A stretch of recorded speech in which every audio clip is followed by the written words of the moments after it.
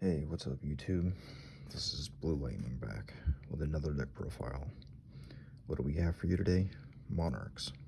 Well, in this case, Mega Monarchs. Now I will let you guys know that I just threw this deck together because I was thinking about just making the profile. There are some cards missing that you will need, and there are cards you need to run multiple of that I only have a certain amount of. So let's get into it. So let's start with Ida, the Heavenly Squire. And they all do something when they're normal summoned.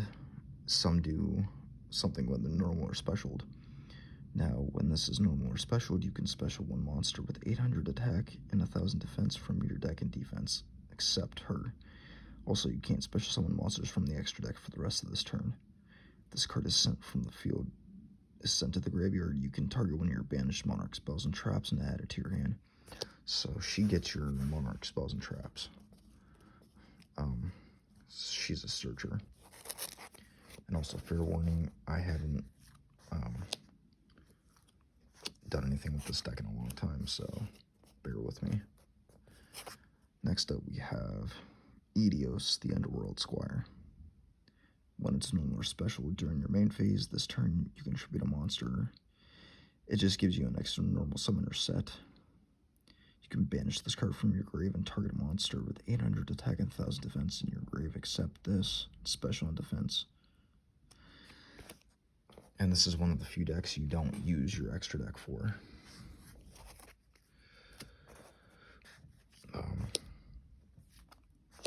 The Water Vassal. You can special it if your opponent controls 2 or more cards in their spell and trap card zone.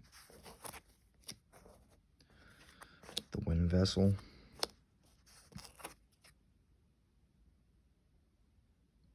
You return a attributed monster you control to the hand and special this card from the hand. When this card is attributed for tribute summon, you can add a monster. Okay. So most of them are searchers. The Earth Vessel, the Fire Vessel. They all have their like unique little like specific card effects. Now Mega Monarchs. Grand Marge. This has to deal with destroying face down cards. They also, if you tribute a monster, the corresponding element or attribute, they get an extra effect. So by tributing Earth Monster, you get to draw a card. Thestalos, the Fire Monarch. Mega Monarch. I actually like his artwork a lot better. This guy does burn damage, and he does an extra 1000 damage.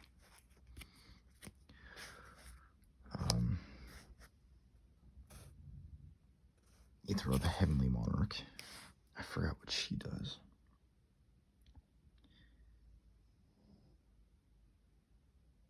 You can send 2 Monarch spells and traps with different names from your hand or deck to the grave if you use special one monster with 2400 attack or more attack and 1000 defense from your deck, but return to the hand. During your opponent's main phase, if this card is in your hand, you can banish one Monarch spell and trap from the grave, and then immediately after this effect resolves, tribute summon this card. So she special summons herself. Caius, the Mega Monarch. This banishes a monarch. My bad. This banishes a card. And if it was a dark monster, your opponent, I believe, takes damage. Yeah, it takes 1000 damage. And then if it was a dark, you can target another card too. I would run one between 1 and 2 of these. Zaborg.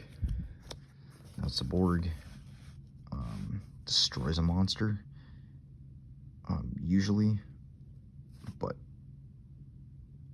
this one, this one destroys a monster. And if it was a light, both players send as many cards as possible from their extra deck to the grave, but not more than the original level or rank of the monster.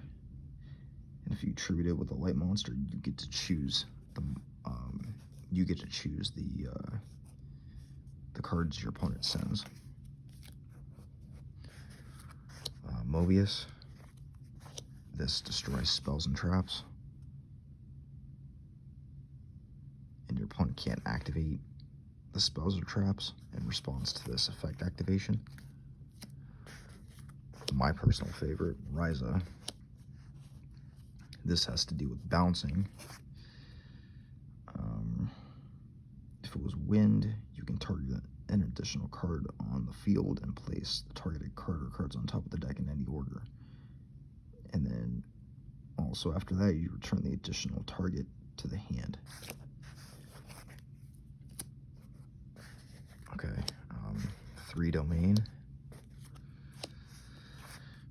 What it does is, well, you have no cards in the extra deck, and you're the only player that controls tribute summon monsters. Your opponent cannot special summon monsters from the extra deck. If a tribute summon monster you control attacks opponent's monster, it gains 800 attack during damage calc. Once per turn, you can reduce the level of one monster with 2800 attack and 1000 defense in your hand by 2 into the end phase of the turn, even after they are summoned set, and even after this card leaves field. So this locks your opponent out of the extra deck. But the card that really hurts this deck is Massacre Restrict. March of the Monarchs. This is your protection. Your monsters can't be targeted by or destroyed by card effects. A lot of your own cards lock you out of the extra deck. Tendency. You want to run 3 of these. I only have 2. You reveal a monster in your hand with 2400 attack and 1000 defense, or the other way around.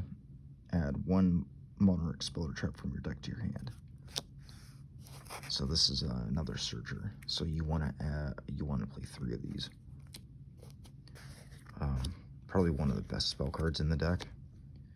Monarch Stormforth. This allows you to tribute your opponent's monster to tribute summon. You want to run 3 of these as well.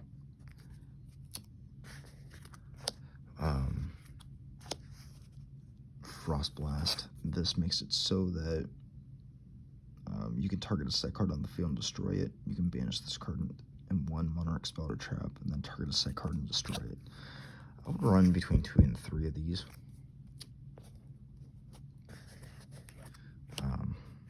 Pantheism. Send 1 monarch spell or trap to the hand of the grave, draw 2 cards. You can banish this card from the grave, reveal 3 monarch spell traps from the deck.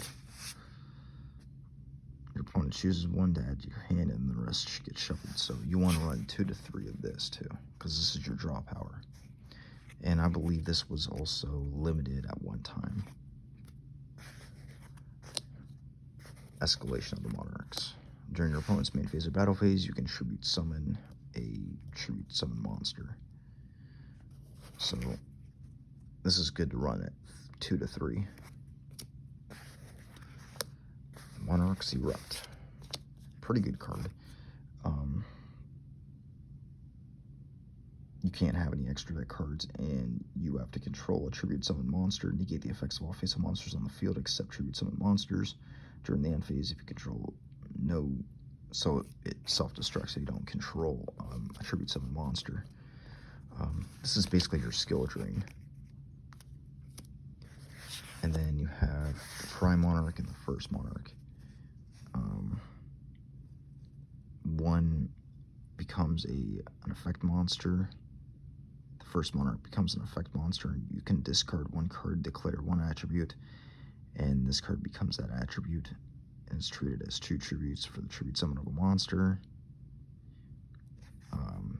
The Prime Monarch, once per turn, you can target 2 monarch spells and traps in your grave, shuffle them into the deck and draw a card. If this card is in the grave, you can banish 1 other monarch spell or trap in the grave, especially this card.